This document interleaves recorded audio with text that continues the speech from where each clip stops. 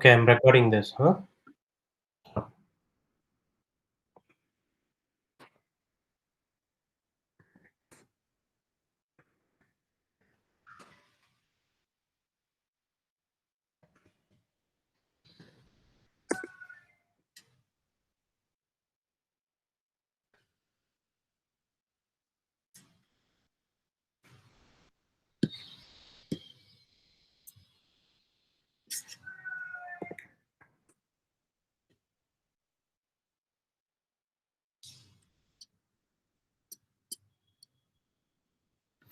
Okay, you can see the screen. Should I zoom in? Better. Yeah, it's better now. Okay. So I mean actually I just opening it up.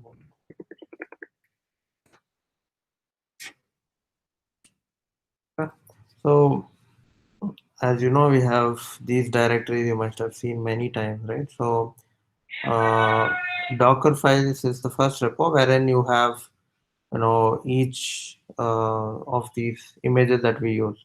So these Docker files that we've written are what are used later on using the Helm images. Like Helm file will deploy Docker images. The infra level Docker images exist here. Right?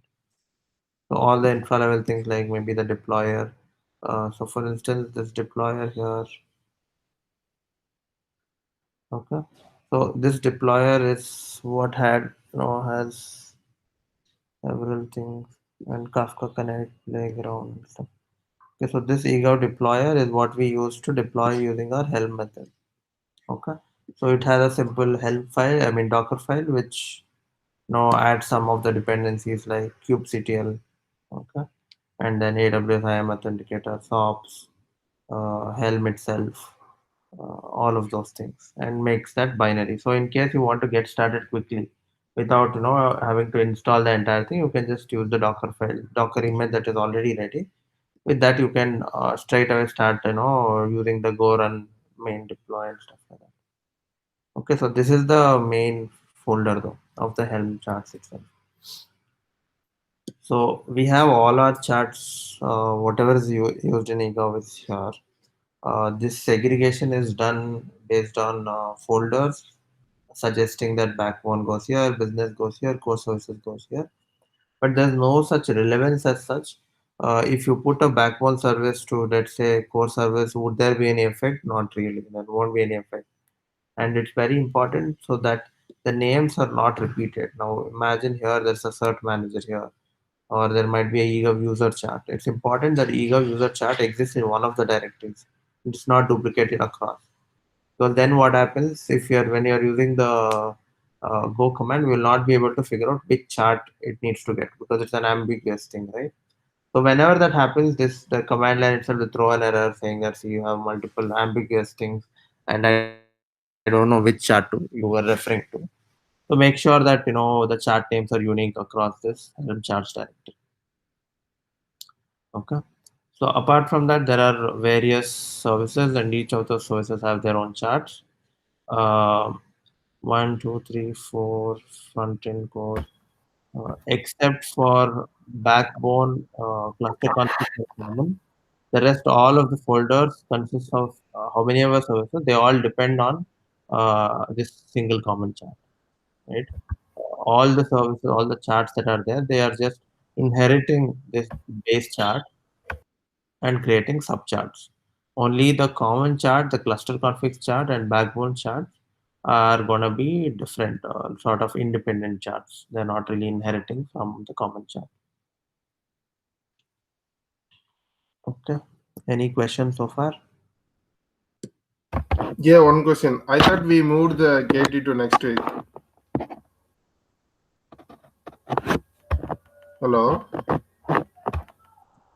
I can't answer that. If you want, I will move it. But Gajendran, can you please respond to that question? Hey, this session is being recorded. Yeah, so, okay, fine. Continue, no issues. okay, any other questions? So there are total 3 templates you are saying, Nitin? No, no, no. So there is only one template. It's the common. Okay. Common one, okay. This common is used by say core services content, all of the services in So every other folder.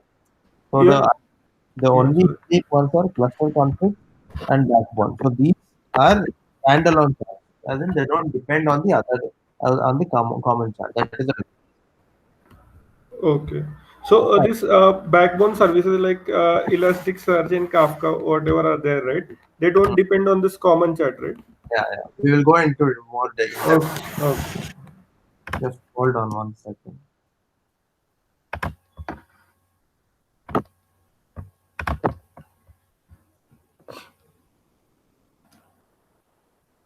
So Nitin, Tell Kavi. so the charts are basically the YAMLs for the deployment, right? Basic stuff. Yeah, yeah. So I'll go over that. Okay, I'll go over each of those. Okay, okay, fine. I just point out where is the difference for Node application and Java application. Okay, whenever you do. Yeah, yeah. Okay. As and when you can just stop and ask me question, no problem. But so as of now, the differentiation is all most of the charts always depend on the common chart. Okay, and there are the cluster config backbone charts which usually don't depend because they are uh, different kinds of charts basically. Right now, let me go into the common chart. Right, common chart you have a templates here. Now these are the kind of uh, uh, manifest that the common charts as of now support. So it can be a cron job, a deployment, an ingress, a service, and a service monitor, right? We will have, why did I say that backend services and the depend on these is also because we don't actually support state, uh, custom config maps or custom volume. So those kind of things we have not yet supported in the common chart, right? Because much of abstraction we are able to. Kavi, can you go on mute? Yeah, one second. Okay, so the only reason let's say backbone services does not depend on that is because most of the backbone services require a stateful set, means they have some kind of persistent volume. We don't support a stateful set because we've still not found a exact pattern to abstract all of it. Now, why we have a common chart is so that we can abstract similar patterns, right? Like our services, be it let's say a Node service, Java service, or whatever service, the standard is you need a deployment template which has two replicas, three replicas, some deployment manifest, and then an ingress so that it can access the expose to the external world, and a service, right? So instead of having manifest for each of those service, you have three. We've abstracted it at one place so that if we need to add something like let's say a newer version of Kubernetes has arrived, and with that Kubernetes version, this API version, you need to now say from extension v1 beta, they've graduated to app/v1, right? This is probably applicable after Kubernetes 1.16, and this is probably from before 1.14 something. This was the API version. Now, this when you're deploying on a Kubernetes version of 1.14 and above, this will not work. It will fail because it expects this. Okay. Now, if such changes you need to roll out, you will have to go to each of the services. Maybe you have 100 services. You need to go each of them and change their manifest, deployment manifest, right? So what this does is having a common chat abstracts all of that. You can come in and change one place, and everywhere else it will automatically reflect. Okay. So same way it has several such things, maybe the init containers and all of those. It has an abstraction of it. Okay. Instead of writing these actual things of API version, kind, metadata, namespace, spec, metadata, labels, strategy, template, and there is a certain structure to this. You need to learn these structures as well, and you cannot expect developers to you know probably go into this depth and learn a manifest just to deploy an app, right? And that's the reason it's also this is being used to try and abstract even more. Okay.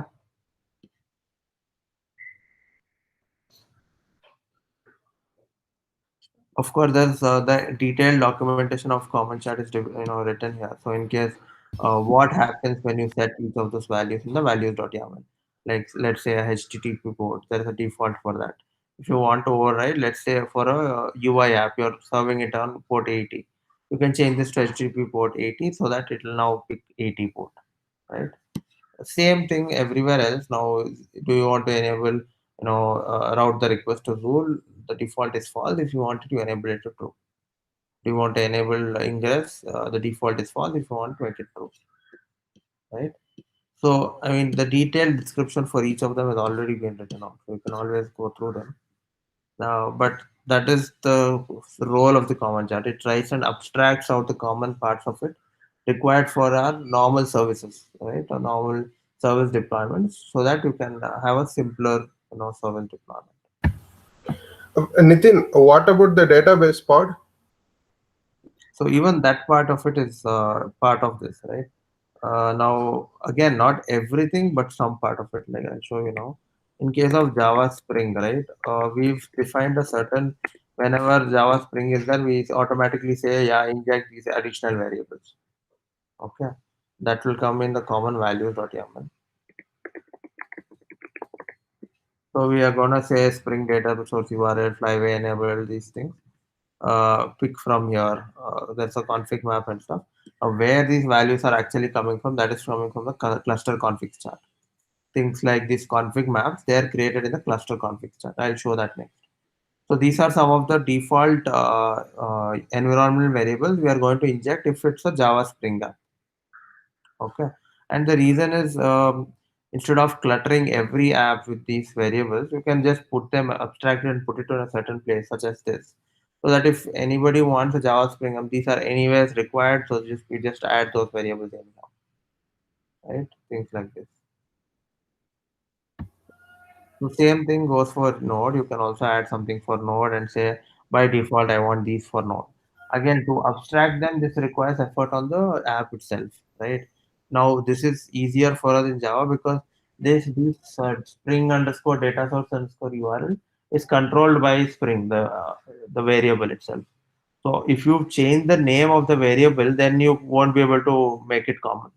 Imagine eGov user is taking Spring underscore data score underscore URL underscore Postgres. Maybe that is the name somebody has given. Then you cannot abstract it. Now, because they are common, you can abstract it and put it in a common place. Okay. So when you want to do it for Node, then everybody should use a certain standard like db underscore URL. So then you can add it here saying that, okay, by default, if it's a Node app, I will add an environment variable called db underscore URL. You guys please pick from that variable and use it in your app. Okay. Now, if I take a sample,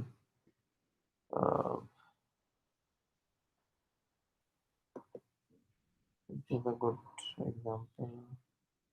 Yeah, this is a decent example. So now instead of writing those huge manifests, you will write simple things such as this, and you also skip things like data source URL and stuff. You don't add it because you define that it is a Java Spring app, which means those variables you define in the common will automatically get injected. After that, these will get added on top of that. Right, and then you set the ingress enabled, ingress rule enabled, init container db migrations part of it. How do you want, do you want it? If so, you enable that and then write these parts of it. So this will give you the full app when it actually renders. So what happens is these values are then passed to that common chart, which will apply those values and give you an output of that. So does Kubernetes know by default that the common chart has to be applied to everything? Is it the given format by them? No. So Kubernetes. So what we do now right now is we don't use Kubernetes doesn't know from where who is doing these charts or whatever. At the end of the day, Kubernetes only knows one thing. It knows the common deployment manifest. That's all. Okay. It does not know this some special syntax and stuff. Right. For instance,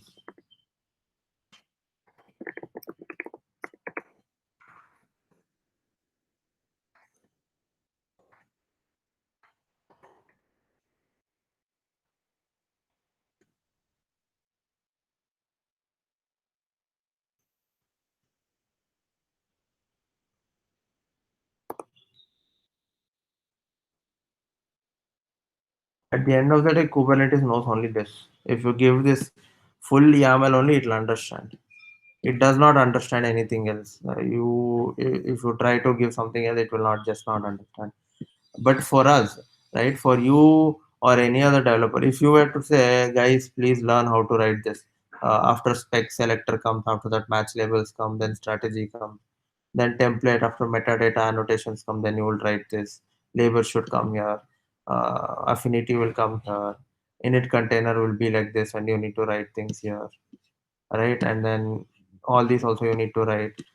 Indentation should be right, and we've done this before, right? Like long before we used to do this, and this will just lead to a lot of mistakes, really, right? You cannot expect anyone, including any DevOps guy also, whatever it might be, however strong might be, it's very difficult to memorize this or copy paste this with accuracy all the time with the indentation.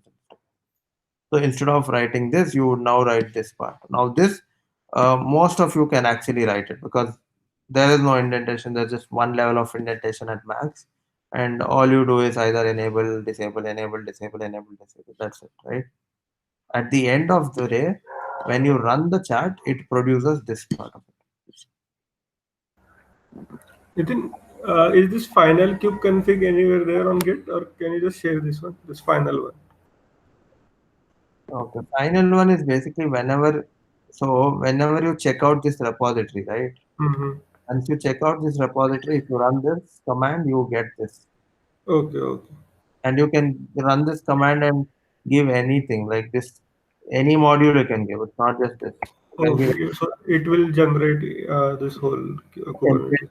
nothing else. Oh, okay, fine. Does not do any magic per se as to. Only placeholders it must be filling from there. Yeah, it does not link to a Kubernetes server, or it does Mm-hmm. not do anything. It's just a simple templating engine. Whenever you've written an if else loop or whatever, it will evaluate that and print the final manifest. You print some Okay, text. okay. So this is basically the Go script which combines both the files, right? Go script, no, it's just Helm. Helm itself does it. Nothing else. Go script is just some small, wrapper, which enables you to just put egov-user. We just put image names, right? Normally, when you are deploying, you put egov-user colon something something. The image name will be there, comma egov-mdms-service colon some image tag. You just put that, and you expect that the chart gets deployed, right? That's what it is.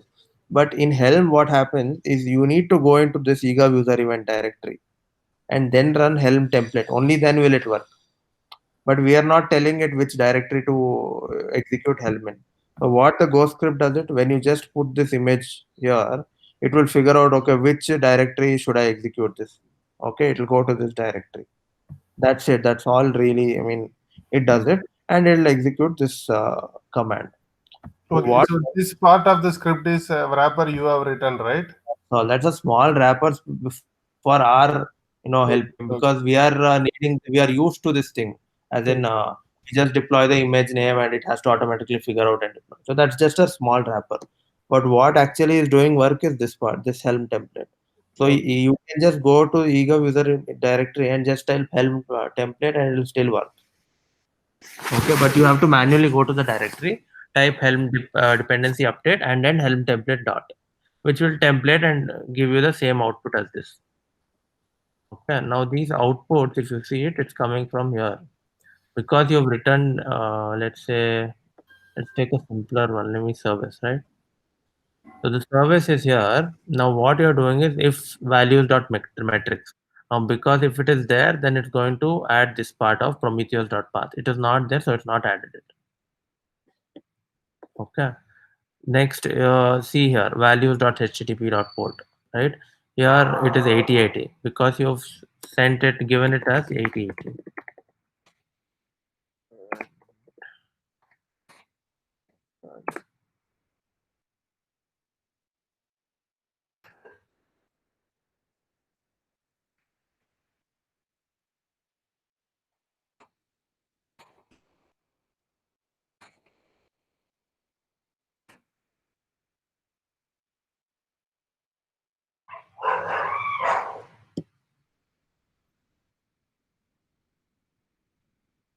Now, if you actually put it at this thing, it will just reflect that port. Right? There's nothing much that happens.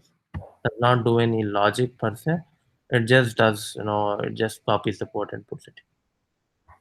So, Nitin, so the output of this Helm command is basically a Docker image with all the values applied, right? Yeah, yeah. Okay. Yeah. So if the format is not right, this common folder and the files, this is a predefined format, right? Of the common chart, nobody, I mean, the developers or anyone will not change. All you would do is whenever you add a new service, right? You will just add this parts of it. So this template directory, you will just copy these files as it is. You can use that generator also if you need. The values.yaml, you will add these things. So these part of it are usually mostly standard. ENVs are whatever you need for your app, you will set those ENVs. No, I meant in the sense that this Helm chart common folder, this folder structure is there, right? Mm. Is it a predefined structure? So without this structure, if I run, it won't produce the output, right? It will look for that common folder and file, right, by default? Yeah. When you do Helm template, you're saying. Yeah. Yeah, that is because here in each of them there is a chart.yaml, right? Here you're saying dependencies is we have a dependency to the common chart and that's located here. Okay, so it will go Yeah. dot common and it'll gather the dependency. Okay. Thanks. So ideally what happens is you need to publish this into a, like you do in Maven, right? The library is published and it fetches from there. Normally you do that, but for us, we are doing only this. Okay, fine.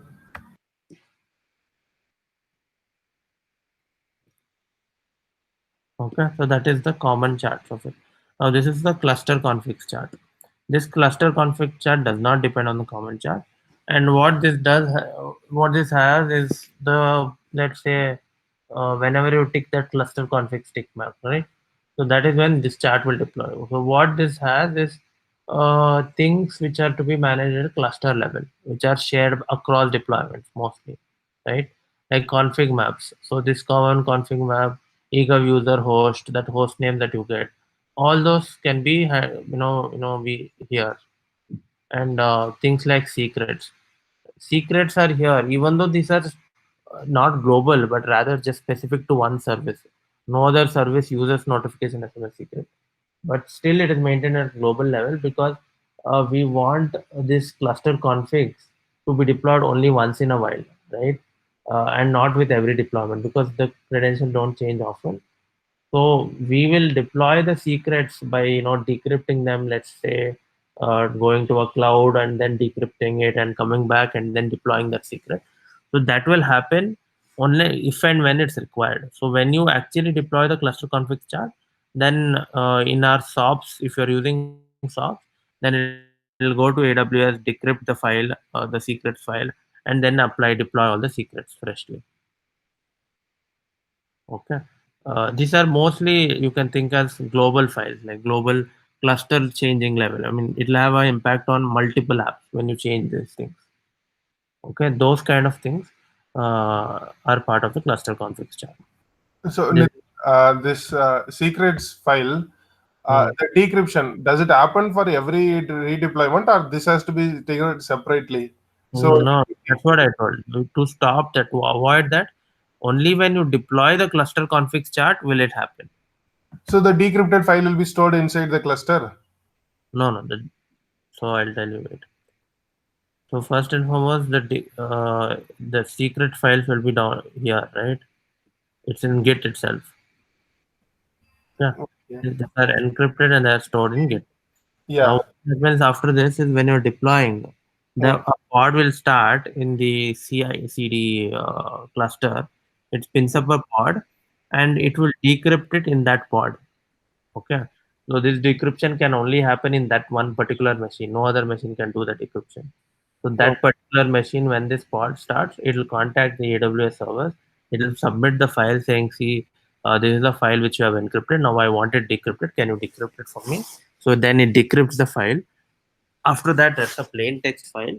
with that file, it will deploy the cluster config. Then the entire pod is shut down and the files are all removed, and then the deployment is complete. Okay. So, where is the switch whether the secret should be deployed with the deployment or not? Is it the So, cluster config checkbox? yeah, so you have the checkbox you've seen, right? Yeah. That is the switch. So Oh, basically, in case of this, the flag will be -c. When you type -c, you will get that. But anyway, that part of it you can just without any argument, just click this. You'll get a help which says, I mean, the helpline which says, okay, if you want to deploy cluster config, do this. The help is there. Like you can read through it. What are the detailed flags? But that's how it is. Okay. okay. So this is the two main charts. The rest of them all descend from the common chart. Now Backbone has a certain different kind of charts. Yeah. Now most of them, these charts are almost always fetched from third-party site itself with little modification. Okay. So if you were to say uh, chart called Elasticsearch or OAuth2 proxy or any of them, you can easily find those charts online.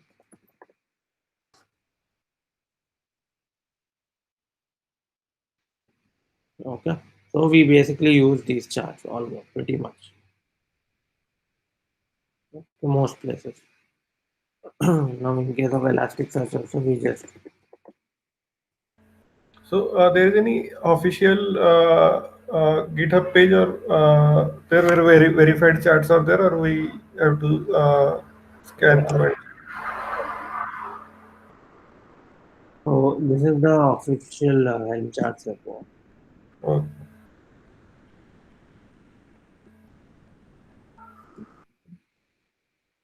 Okay, so there are a bunch of charts there. Okay, most of them you will already have a chart. Now what you will do is you'll probably take those charts and see how you want to modify those charts and for your use, right? And then utilize them. Let's say for Redis, somebody, and these will be maintained also. You don't have to maintain. Somebody else is already doing that, right? Mhm. Update. You can just copy those charts, make some changes for our use. Like maybe for us, this entire big chart is not necessary. We just need a few features. So you'll remove some of the features and create. Right? The difference is here we would have written entire thing here on. Now when you open a stateful set, right? The entire chart is written here. So you don't just have a values.yaml and everything else auto done. Here everything is written and everything is written according to, let's say, an Helm to a Elasticsearch chart as well. Like this part is not none of these are reusable, right? So these are all part of the Elasticsearch chart itself. Yeah.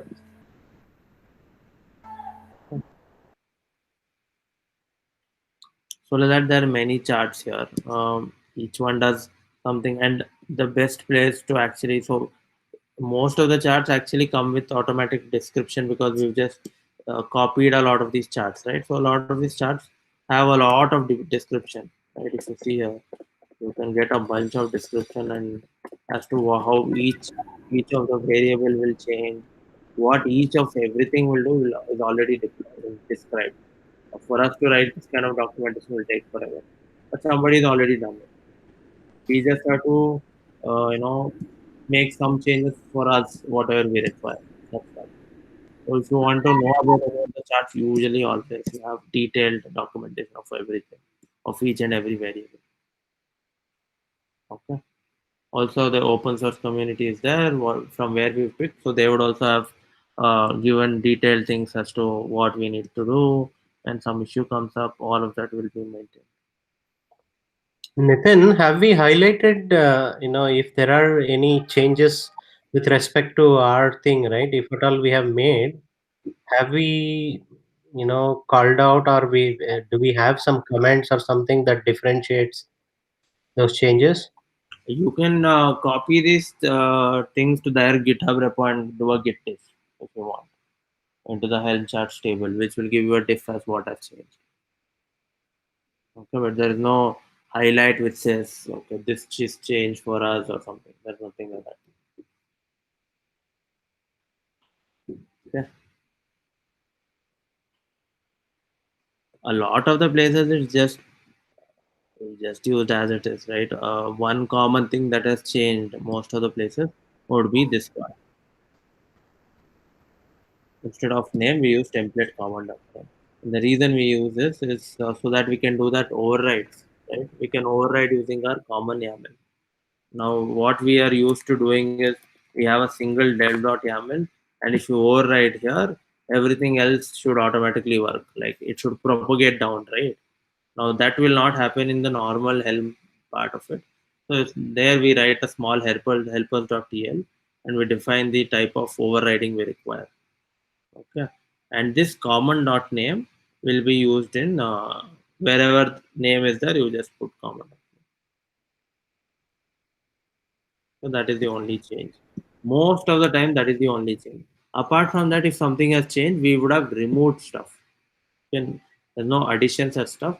We would have removed files saying that okay, maybe we don't need them. It's just way too much for us, and we would have removed some stuff. Apart from that, values.yaml will change for us so that we disable a lot of this stuff so that it's a light deployment. Other than that, there is usually not going to be any change. So before we migrated to Helm charts, we have written manually all this. Not manually. Again, those before Helm chart, somebody were had written these things.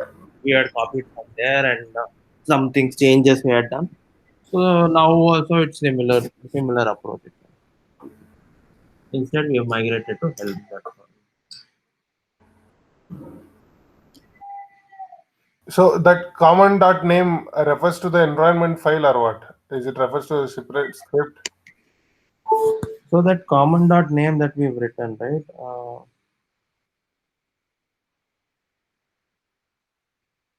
So these are Helm features of Helm basically. Okay. When you say common dot name, it will do this evaluation. Okay, saying this is my env right base value. So what it basically does is we have one kind of sequence, right? What we actually are expecting is first of all base. This I'm telling in a scenario where we are using the base common chart also. In the base common chart type, how we do is we have the base common values.yaml.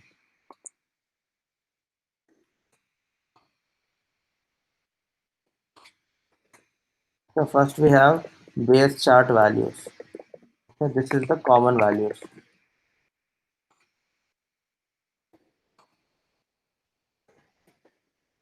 Okay, this is the default that we have given. Okay, this is what it starts with. Now we want to override it. Then you have the service level values.yaml. Now, whenever you override with service.values.yaml, whatever is defined in common values, the service value.yaml should take over, right? Because here, let's say example, you have taken port as 8080. Now in your service, you want the port to be now you have defined it as port 80. Okay. Now you have a deployment manifest, deployment dev.yaml. In the dev.yaml now, you have given a port of 90 for whatever reason. Okay, so 90 will prevail. Now, if you somehow you want to do some command line overriding or something, let's assume. Now, if you do it from the command line override,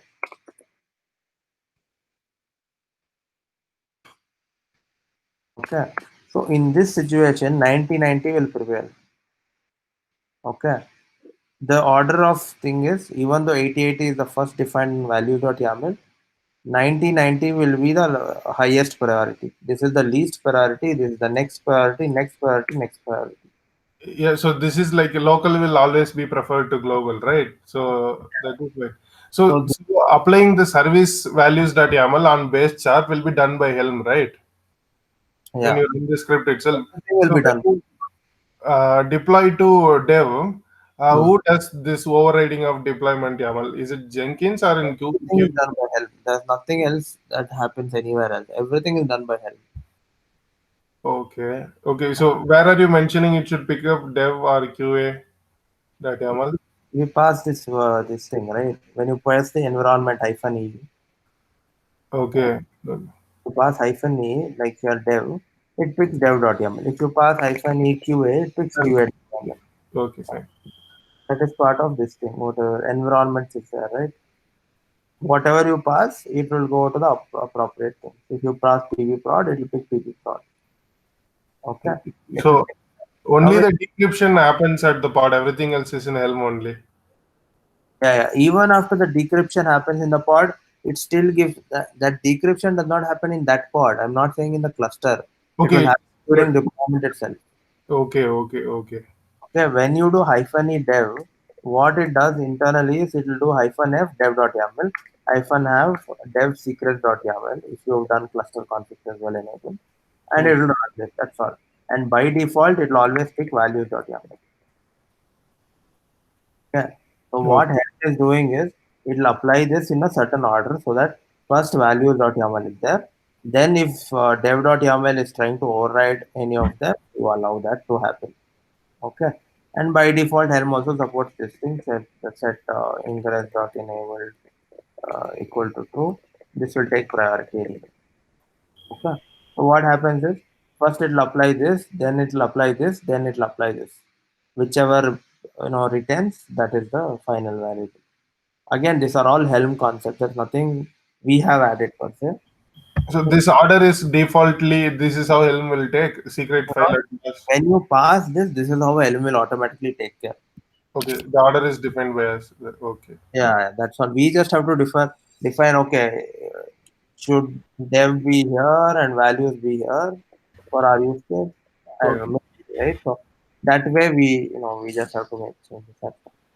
Okay. So there is a separate pod running which does all this job, right? 1 second.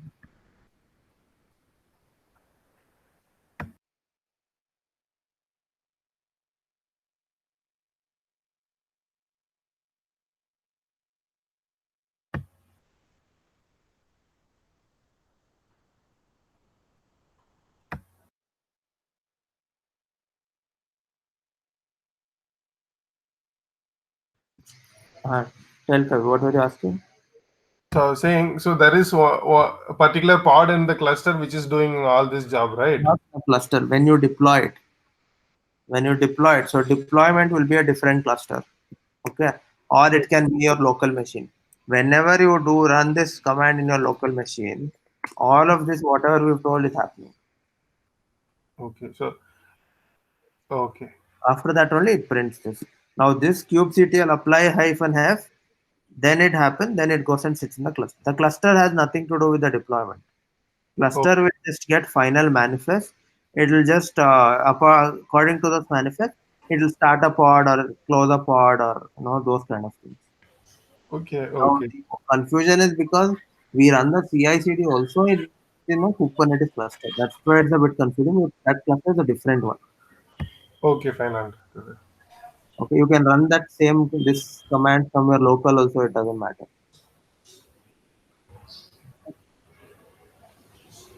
In Jenkins, how it is happen? Means in soaps, oh, we pass the soaps value in Jenkins also. Means Decryption, how it is happen? Means in Jenkins cluster, like in local, we have this AWS environment, AWS credentials, right? We use that yeah. to Same. So decrypt. what happens in Jenkins is there are a couple of ways. So if you pass to the TGov deployer pod, if you pass the let's say AWS username password like you have in your local, it will decrypt. Or if you are doing a GCP decryption, then if that pod has the GCP decryption.json, then it will decrypt it. Now the other way to do is instance auth. Okay, in which the Kubernetes nodes which run that deployment pod, if that has access to do the decryption, then it will automatically happen. Okay, so currently what we're doing is that part.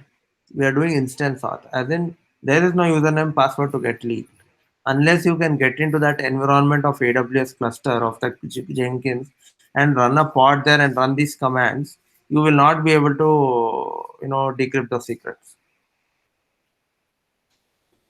Okay. Here we use username passwords. There is an instance auth, AWS instance auth. SOPs will figure out, okay, is there a username password available? No. Okay, is there anything else available? No. Okay, is instance auth available? Then yeah. So it'll work with the instance auth. Okay.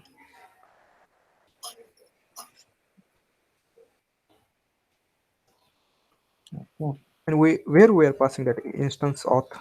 You don't have to do it. It automatically is done. It's part of SOPs. Okay. SOPs uses the AWS library. Now AWS library automatically does that. Wherein no, if this is not there, let's default to the instance auth. Okay. Now those instances should have an IAM role attached. Okay. That IAM role should be able to decrypt. That part you will do it. The rest of it will anyways automatically happen. I don't know if I remember the account.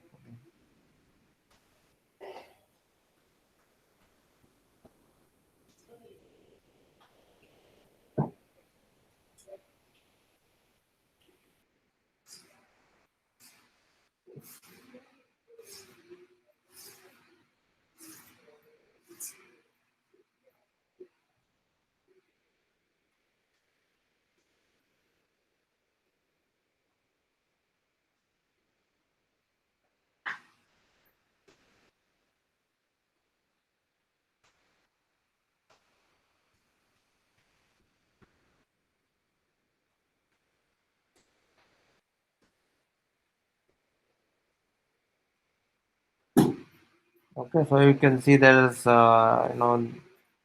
policies that are attached, which says allow the decryption to happen uh, from this, right? So because of that, whenever you run something on that instance, it will be able to decrypt the key automatically. So that is the config you will do. But apart from that, SOPs, it's all SOPs feature. So again, you can just search for SOPs. You'll have the detailed thing as to how it will happen.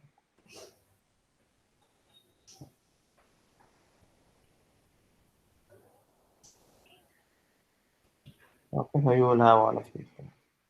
You can find out. It's basically whatever is there here is been done. There's nothing. It is not documented. Okay? Everything is documented here. We've just done the same thing. Okay. Okay. So what else? Little bit about Jenkins chart. Okay, Jenkins chart. What you customize there in Jenkins charts? So Jenkins chart. This chart is again just copy pasted from the this thing, right? The Helm charts. So there's detailed documentation of everything, like whatever you need to do. You can go ahead and go through that to understand the chart. Now, what is the exact thing that we have done in our case is very little change, actually speaking.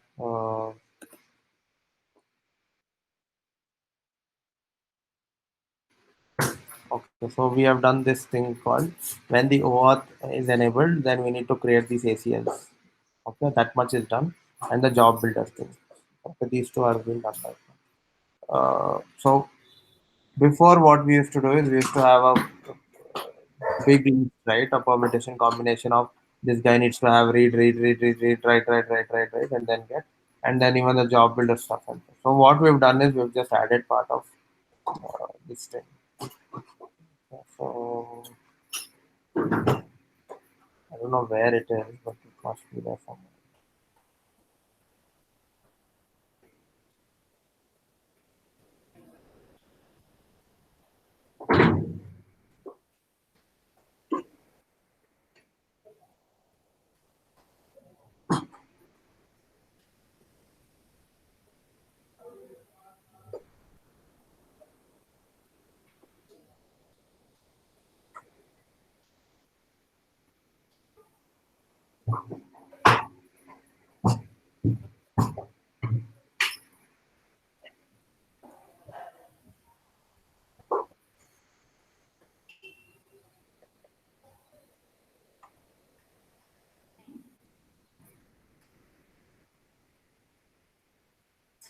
Okay, so this is there in the value.yaml.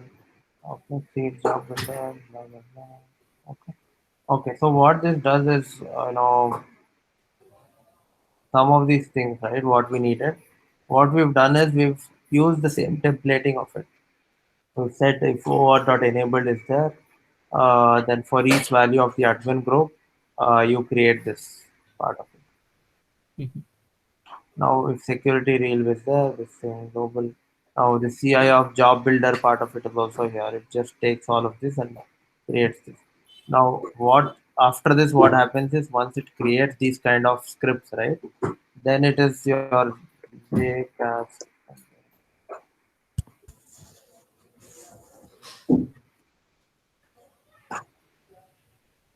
Okay, this is just templating. Okay, when you run this, you will get the output of after the templating, whatever is there, you will get some part of code. Okay, this entire code you will get if I run the Jenkins thing. After that, what is there is everything is just this. Whatever is according to this, you can see if you see the security realm, right? You can see security realm, blah blah blah. If you write this part of it, this configuration will get created in Jenkins. Okay, same thing we have also done there. We will just paste this thing called security realm, and it will automatically execute this. Okay, this is part of this plugin. When you go through this plugin, you will have there's some examples or something. Okay, GitHub what? Okay, okay. It just shows that you need to provide this code. When you provide this thing as input to it, it will automatically create that.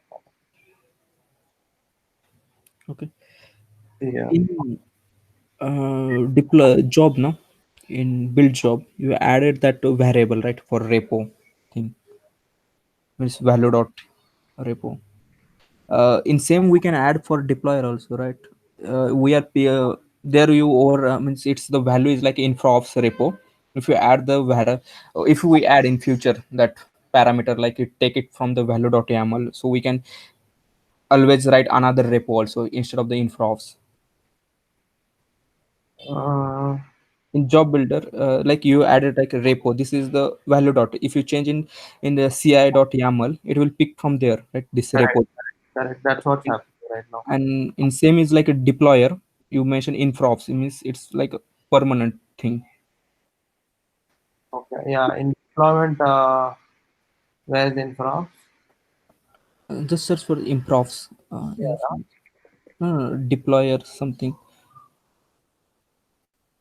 If you search for deployer, uh, enter, enter. or are you saying deployer dot something else dot group? Environment, you use the infra ops, right, that environment helm directory ci library. Okay, okay, yeah. Okay, okay, that's part of it.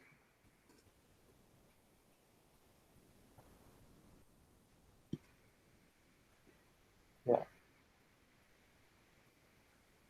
So as of now, I think this is what you're telling. So here, right? Yeah, here we are just Correct. Yeah. So again, this entire thing is a templating engine, right? The entire thing is template. Of here, you can just remove this and say values dot infra values dot infra or something. Values dot infra repo name repo.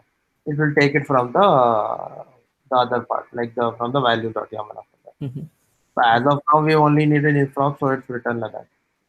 Okay. But like you said, from tomorrow, if there's a change, you can always use the templating. mhm. Okay, you can use whatever values you want. You can like how we've done here, same thing. Yeah, What we've done, right? yeah. Here instead of job builder repo, you can have a deployment repo, and you can pass infra, or in some other deployment state, you can have call it something else. Maybe they have a different repo. Mhm. Meghalaya deployment dot repo. So there you can give this. No problem. That all those changes you can. Yeah, okay. Yeah, thank you. Nitin, where is Jenkins running in Kubernetes? I am not seeing its port. No, that's a different Kubernetes cluster. No, but I have, okay, altogether different. Yeah, it's entirely different. You would not have. Actually, nobody really has. Actually, nobody should really need access either. Uh, Okay. because that is a cluster which will have access to, or Yeah. because it has to deploy to various clusters, right? Now that will have kube config for even VB crowd cluster also. For everything, we have only one Jenkins running, is it? Like for all environments. Like only from a single place, right? So Okay. because of that, it will have a lot of confidence. I mean, whatever security stuff, you know.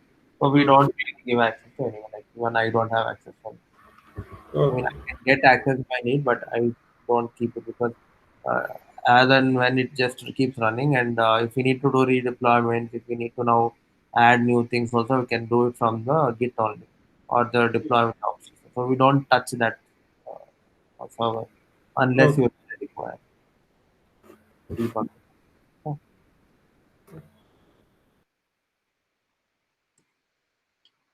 Okay. So same thing with all the charts. In fact, like there many such charts will be there. And most of them you will just have to use documents. Even for Jenkins charts, we have done some customization, but even those customizations are all based on whatever is there, provide features provided by this part already. So these people already had things like some cache things just enabled and all that, right? We've just used that same feature. We've not done anything uh, new or something. Rather, we've just used that cache feature to use and that templating to deploy little more different things to achieve something. So most of the charts are like that. Some of them are again when I said backbone services don't use our common chart, it's not true for all of them. A lot of simple charts such as this US curator and all of them, they still use our common chart. So it's a very simple concept. Okay. But some of the charts, like the big ones, like Kafka, Elasticsearch, Jenkins, they are custom charts because we have copied over. It's easier for us to maintain by syncing with those parent repos. If they add new feature, new fixes, we can just download, copy from them. That's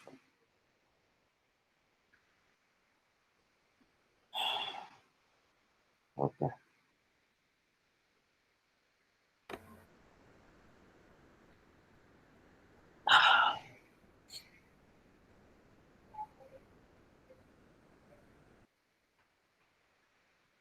Okay. Apart from that, best practices wise, uh, it's important to always try and fit those charts into the common chart because it's easier for us to maintain. If we do any changes, we just have to make the change one place, it will get reflected in every chart, right? It's easier for us to do it. If and only if there is no way for us to fit it into a common chart, then you can go and create your custom charts with your deployment and all of that. That is the main input. Uh, Apart from that, you can just test it locally. Once you've tested things locally, you can push those to the. Okay, one more very important thing is we should not be changing or should not allow changes to the base charts. Okay, especially when they're already deployed. Imagine in core services there's a value.yaml or user access control. Now, when somebody wants to change things here, right? So the usually you should not be allowing it because if you change this, then it will affect every environment. Or if they want to change some defaults here, okay, by some reason they want to change the name itself from your access control to Viga ACS something, whatever, ACS. Should not be allowed because this will change across every app, like every environment itself, right? Rather, unless if it's not required by every environment, you need to change it in the dev QA.yaml. Whatever override you need to do it there. And only if you are sure that this change has to reflect on every environment, every production environment, and it's not a breaking change, then you can actually change the main manifest. Yeah. If not, if any other things which is required by only that particular YAML, you just have to do it. But anyway, now this control of the merging this part of it of the particular YAMLs are mm, also done by the environment guys. So not much for you guys. Okay, that's pretty much it. Any more questions? No. No. Gajendra, we are taking 1 hour only, right, today or 2? Yeah, I mean, unless we don't have any other questions Yeah, on. We'll go through it now. It will be 2 hours better. throat also won't work. What? 2 hours throat only won't work. Better to keep it Yeah, 1 to hour. understand also it will be difficult. So much. Yeah, let's keep it 1 hour. Maybe half an hour just in case, like a random. Keep it 1.5 hour like always, and we'll try finish by 1. Any other questions extra some days you can excuse after. Yeah. Can you switch off the recording, Arjun?